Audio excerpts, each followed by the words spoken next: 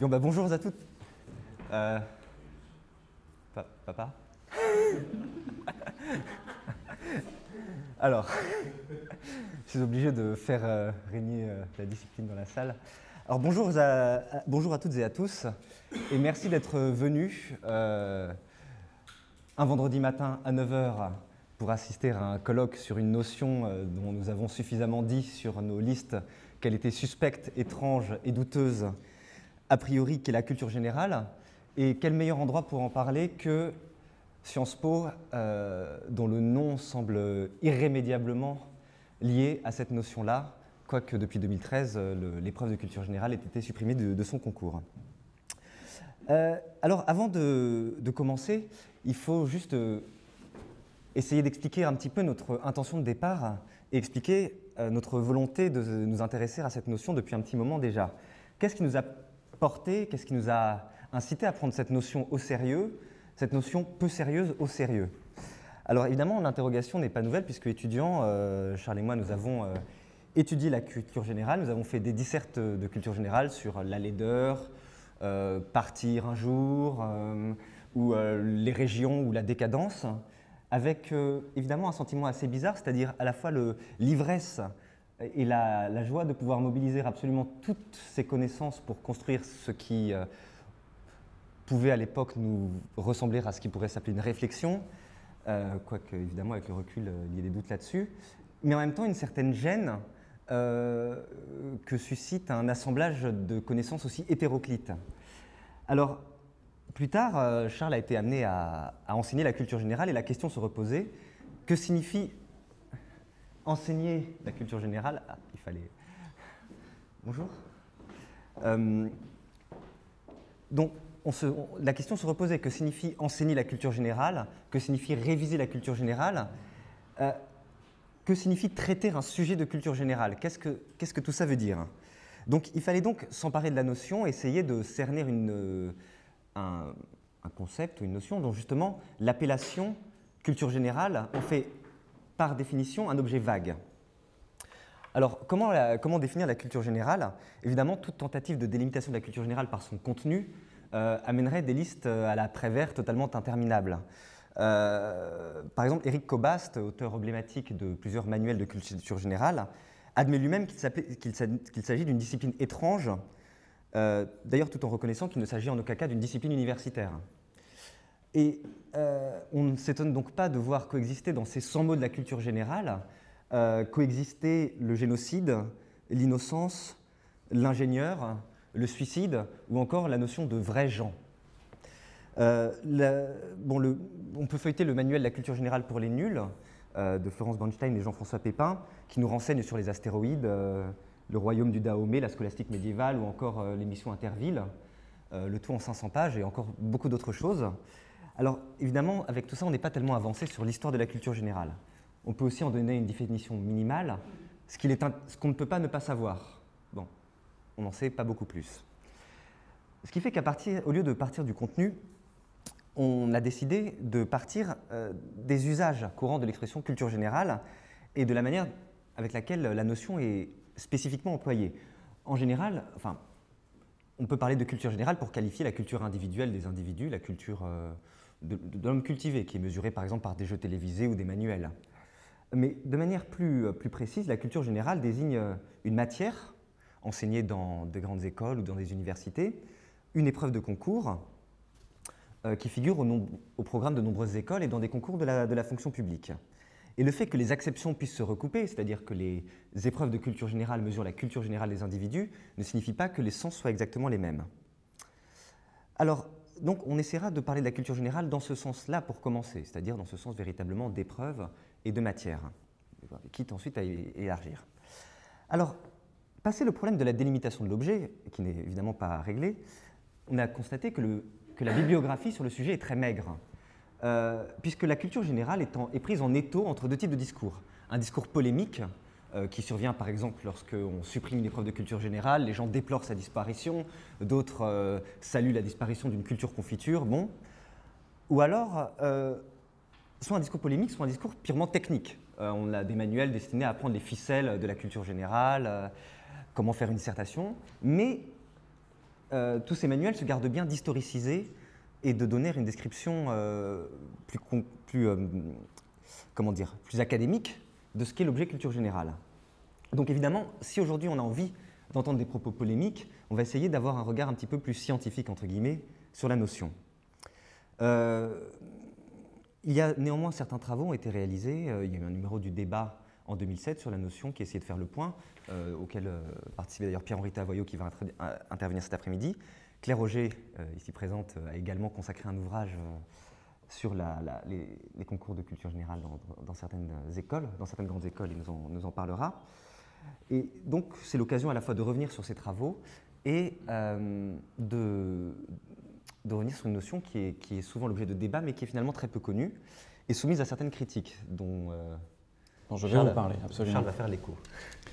Oui, alors, pourquoi d'abord organiser cette journée en 2014 dans la mesure où la notion a été objet de polémiques récemment lors de la suppression de l'emblématique épreuve de culture générale au concours dont tu parlais. Elle l'était juste un peu avant lors de la fameuse remarque de Nicolas Sarkozy sur l'opportunité d'interroger des candidats au concours administratif sur la princesse de Clèves. Alors pourquoi revenir sur le sujet? Alors, peut-être, Denis l'a dit, parce que le temps de la réflexion académique suit traditionnellement le temps de la polémique, mais on pourrait faire une autre proposition qui serait la nôtre. Il se pourrait que cette notion qui est apparue au début du siècle dernier, au début du XXe siècle, soit aujourd'hui, si ce n'est en crise, passée de mode, élimée, usée par les différentes critiques. Autrement dit, s'il est vrai que les siècles commencent en 14, la culture générale n'est-elle pas une idée du XXe siècle et non du XXIe siècle? Alors, en guise de rappel historique très général, disons simplement que l'expression évidemment très française de culture générale s'est forgée dans les années 1880, qu'elle devient usuelle dans les années 20. Elle est notamment employée par Proust dans À l'ombre des jeunes filles en fleurs, on la retrouve aussi chez Alain. Mais véritablement, elle prend ses lettres de noblesse dans les programmes scolaires de Jules Ferry, donc aux alentours de 1880. Et elle est véritablement pensée comme le ciment de la République. C'est à la fois un relais et une réaction aux humanités classiques, au latin, à la rhétorique. Son rôle serait d'intégrer des savoirs nouveaux, pluriels. Contrairement aux humanités classiques, au latin et au grec, ils devraient être scientifiques, techniques, ancrés dans leur temps. Pour exemple, on pourrait juste citer un discours très explicite de Jules Ferry adressé au directeur d'école normale. « Messieurs, ce que nous vous demandons à tous, c'est de nous faire des hommes avant de nous faire des grammairiens, et d'ajouter « Veillez surtout à la culture générale », 1881.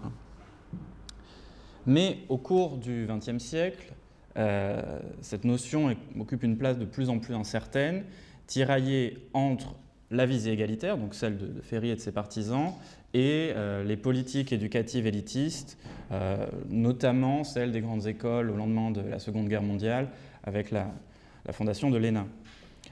Écartelée aujourd'hui, pourrait-on dire, entre le best-seller La culture générale pour les nuls, plusieurs centaines de milliers d'exemplaires, entre le best-seller La culture générale pour les nuls et le grand oral de l'ENA.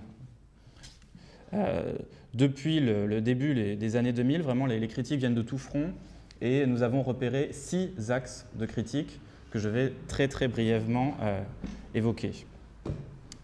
Alors, le premier serait que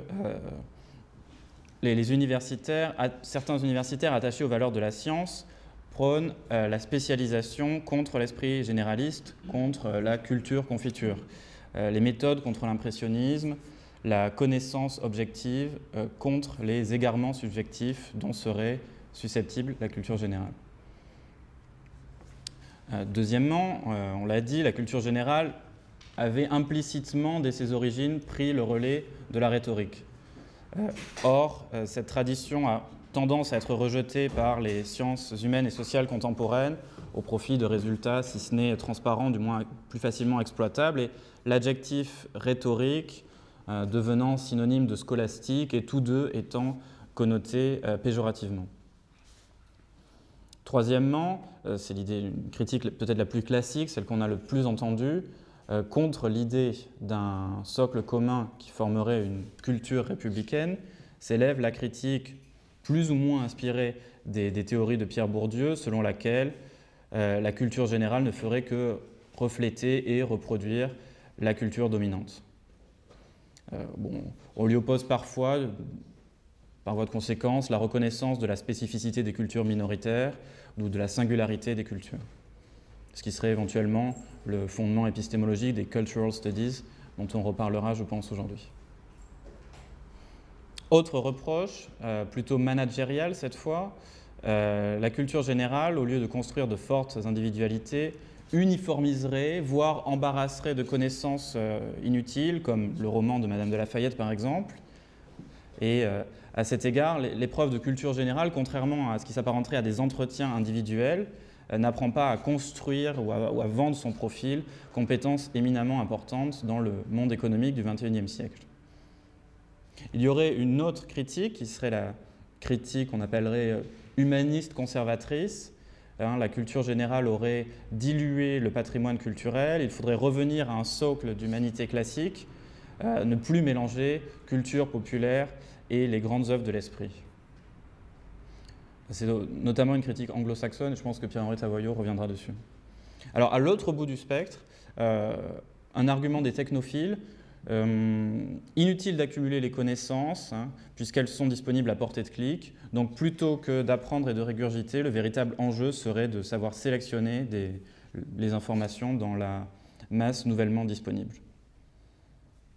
Donc après ces 6 axes, face à toutes ces critiques, on peut se demander si la culture générale a encore une place dans le XXIe siècle. Est-ce qu'elle se fond avec l'histoire des savoirs du XXe siècle? A-t-elle encore un avenir? Sinon, pourquoi? Si oui, lequel? Donc ce sera directement ou indirectement l'enjeu de nos 4 panels de la journée, que je vais présenter encore très rapidement. Alors, pour commencer, on parlera de tentatives de définition factuelle de la culture générale. Si vous n'avez pas de petits programmes, ils sont disponibles à l'entrée.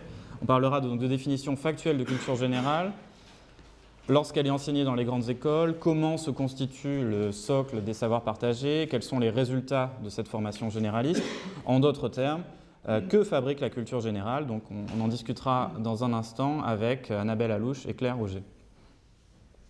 On envisagera ensuite des critiques de la notion de culture générale. Adrien Delépierre précisera le sens de la critique bourdieusienne, peut-être trop facilement invoquée et sans véritablement rentrer dans les textes de Bourdieu. Et Bruno Latour, dont le titre est particulièrement explicite, contre la culture générale, reviendra peut-être sur la réforme du concours de Sciences Po et annoncera un hypothétique retour des humanités. Nous commencerons l'après-midi par nous demander avec Annick Louis et Emmanuel Ecochia si l'idée d'une épistémologie de la culture générale ou de l'unification des savoirs est une contradiction dans les termes ou si une telle chose peut avoir un sens, et si oui, bien sûr, reste à déterminer lequel. Enfin, la journée se terminera par une double mise en perspective, historique avec Pierre-Henri Tavoyot et géographique, lors d'une table ronde qui nous permettra d'appréhender des notions similaires, bien que forcément différentes, puisque la notion est vraiment très française. Donc, dans divers pays, nous échangerons avec Francesca Mambelli pour le cas de l'Italie, Tobias Aberkorn de l'Allemagne, Annick Louis de l'Argentine et Charles Cousty, que je vous présente. Moi-même pour les États-Unis. Et bien sûr avec toutes les contributions de la salle pour tous les différents pays que vous avez pu fréquenter. Vous avez croisé quelque chose qui s'apparentait à la culture générale. Très bien. Eh bien, il nous reste, avant de commencer, juste à faire quelques remerciements envers toutes les personnes et toutes les institutions qui ont rendu cette journée possible. Donc, notamment l'école doctorale de Sciences Po, dirigée par Jean-Marie Doneliani, ici présent, son secrétaire Alain Besoin, le CRAL, Centre de recherche sur les arts et le langage, si je me souviens bien. Annick Louis, Momoko Seto, qui prend en vidéo toute cette conférence qui nous permettra de la revoir tant qu'on voudra sur les réseaux sociaux, j'imagine, et de la diffuser à l'international pour les foules en délire. Et bien également, nous remercions nos intervenants présents et à venir.